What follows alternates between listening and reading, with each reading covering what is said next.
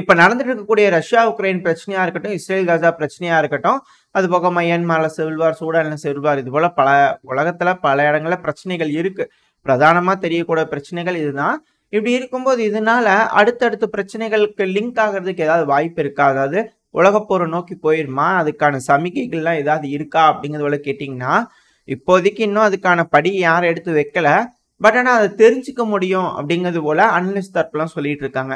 அது எப்படிங்க தெரிஞ்சுக்கிறது? ஏதாவது சமிகை ஏதாவது கொடுப்பாங்களா தலைவர்கள்லாம் அப்படின்னு கேட்டீங்கன்னா, கொடுப்பாங்க அவங்களே. எப்படி அப்படின்னு கேட்டீங்கன்னா, இப்போ தலைவர்கள்லாம் அடிக்கடி ஸ்டேட்மெண்ட்ஸ் கொடுத்துக்கிட்டே இருக்கிறாங்க இல்லையா? அதாவது செயல்கள் கம்மியா இருக்கு, பேச்சுக்கள் அதிகமா இருக்கு இல்லையா?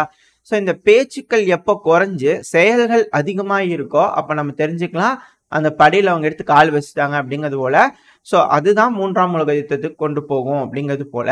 இப்ப நடந்துட்டு இருக்க ரஷ்யா உக்ரைன் பிரச்சனை ஒரு கோல்டு வார் அப்படிங்கிறது போல தானே பிரதானமா பேசிட்டு இருக்காங்க. அப்படி இருக்கும்போது இது உலக போரா மாறதுக்கு வாய்ப்பு இருக்கான்னு கேட்டீங்கன்னா இருக்கு.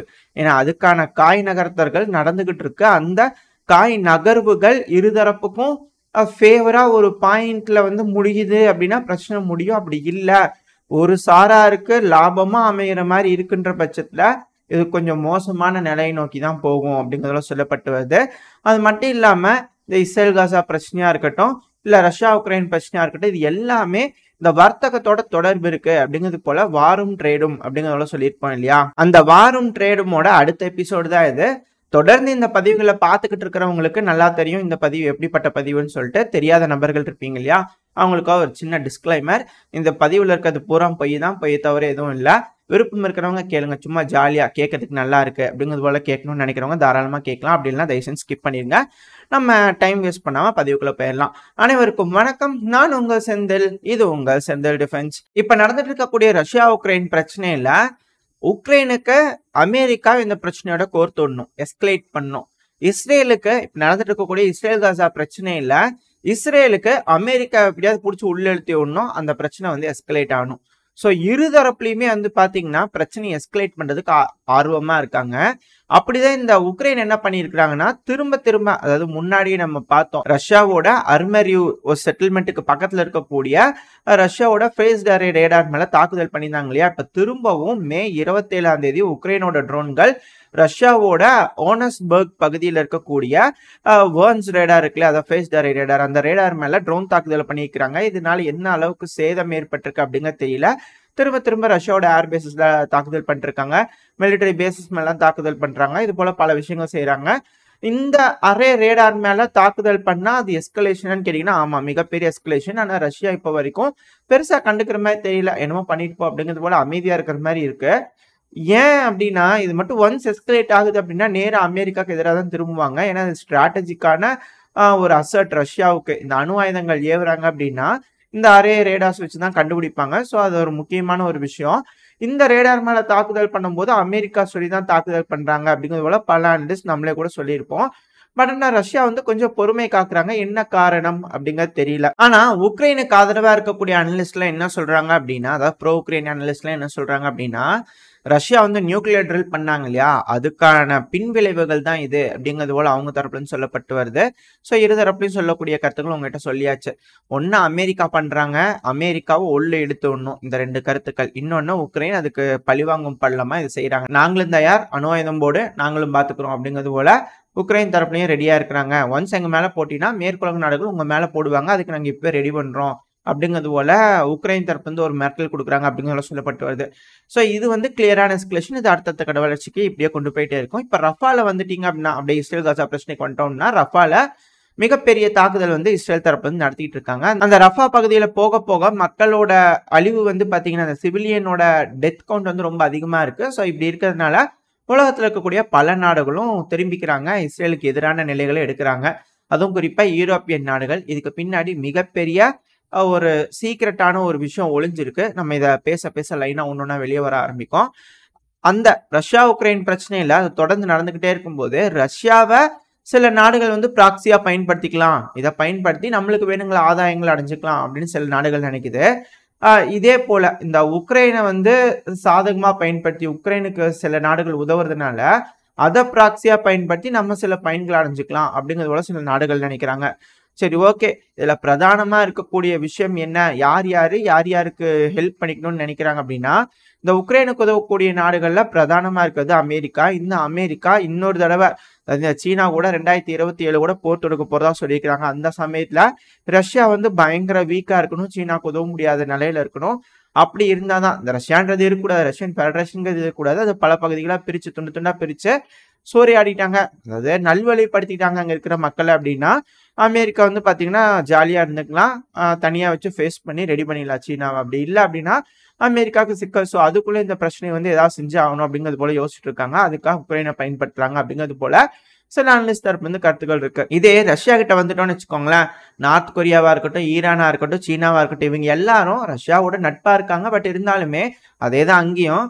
பட் ஆனா இங்க வந்து பாத்தீங்கன்னா, அதாவது உக்ரைனுக்கு அவங்களாம் நட்பா தான் இருக்காங்க அப்படி சொல்ல வரேன். ஸோ இவங்களாம் வந்து எப்படி இருக்கிறாங்க அப்படின்னா, என்ன யோசிக்கிறாங்க அப்படின்னா, ரஷ்யாவுக்கு நம்ம அதிகமா உதவ ரஷ்யா வந்து மேற்குலக நாடுகளை வீக் ஆக்கிடுறாங்க. ஸோ நம்ம கிட்ட யாருமே வந்து மோத மாட்டாங்க, நம்ம கொஞ்சம் ரிலாக்ஸா இருந்துக்கலாம் அப்படிங்கிறது போல இவங்களா திங்க் பண்றாங்க. அதுவும் பிரதானமா சீனா வந்து என்ன நினைக்குது, இப்பவே எல்லாத்தையும் அடிச்சு துவம்சம் பண்ணிட்டோம் அப்படின்னா நம்ம வந்து தைவானை வச்சு செய்யும் போது யாரும் வரமாட்டாங்க அப்படிங்கிறது போல சீனா கொஞ்சம் ஜாலியா இருக்கு. ஸோ இருதரப்புலயும் இருக்கக்கூடிய விஷயங்கள் தான். அதனாலதான் தொடர்ந்து இப்ப வரைக்கும் பேச்சுவார்த்தைக்கு யாருமே போகாம இப்ப வரைக்கும் அது ஜவ்வு முட்டாய் மாதிரி இழுத்துக்கிட்டு இருக்கு, அங்க மேல இருக்கிற ஒரு பிரச்சனை.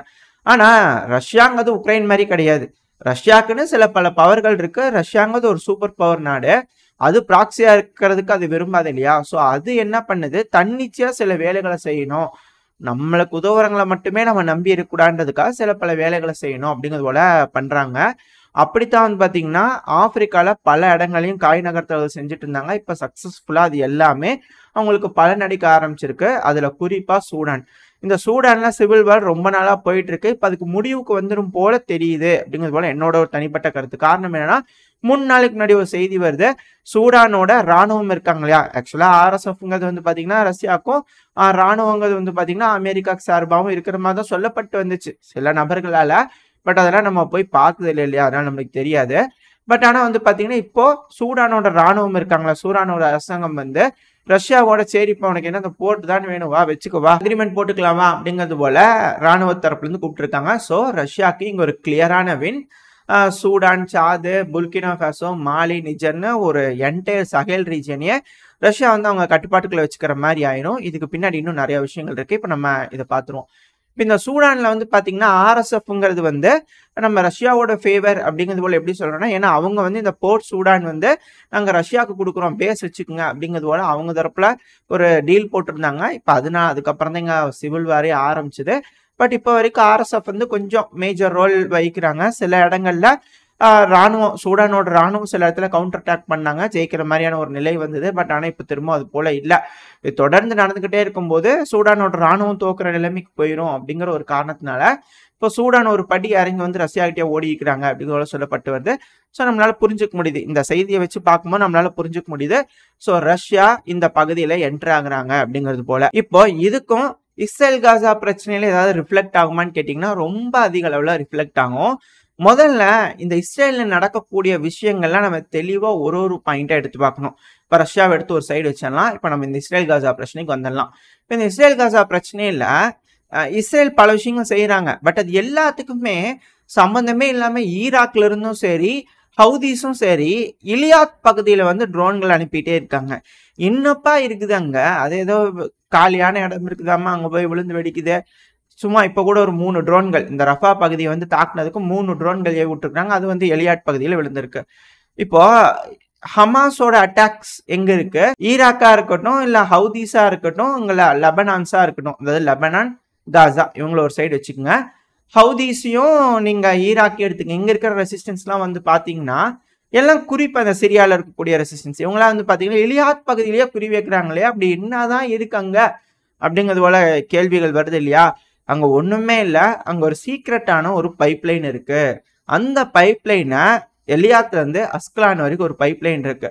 அந்த பைப்லைனை எப்படியாவது நாங்க தகர்த்தெறிஞ்சிருவோம் பாத்துக்குங்க அப்படிங்கிறது போல ஒரு மிரட்டல தான் வந்து பாத்தீங்கன்னா இந்த ஹவுதீஸும் சரி, ஹமாஸும் சரி, இந்த ஈராக் ரெசிஸ்டன்ஸும் சரி, சிரியா ரெசிஸ்டன்ஸும் சரி திரும்ப திரும்ப மிரட்டிக்கிட்டே இருக்கிறாங்க.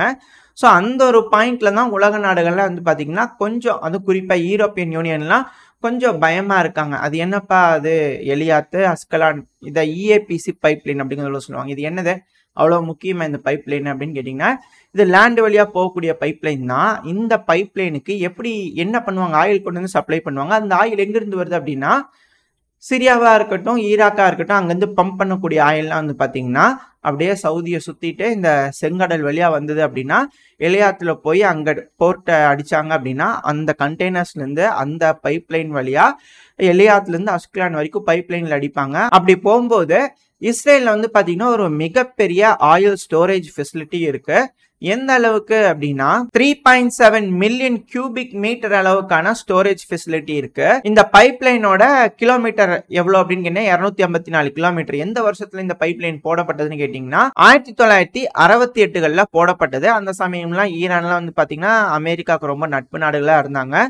அமெரிக்காவோட நெருங்கிய நண்பர்களா இருந்தாங்க. ஸோ அப்படி இருக்கும்போது அங்க இருக்கிற ஆயில் எல்லாத்தையும் வளைச்சு கொண்டு வந்து இங்க உள்ள விட்டாங்க அப்படின்னா அப்படியே மெடிட்ரேனியன் சீல் எடுத்துட்டு போய்க்கலாம் அப்படிங்கிறது போல யோசிச்சுட்டு இருந்தாங்க. இப்ப நம்ம இந்த இஸ்ரேல் காசா பிரச்சனை ஆரம்பிக்கும் போதே நம்ம ஒரு விஷயம் சொல்லியிருந்தோம். இஸ்ரேலுக்கு வந்து பாத்தீங்கன்னா ஆபரேஷன் 2 ஸ்வாட்ஸ்ன்னு சொல்றது ஒன்னு ஈரான், இன்னொன்னு துருக்கி அப்படிங்கிறத சொல்லியிருந்தோம் இல்லையா?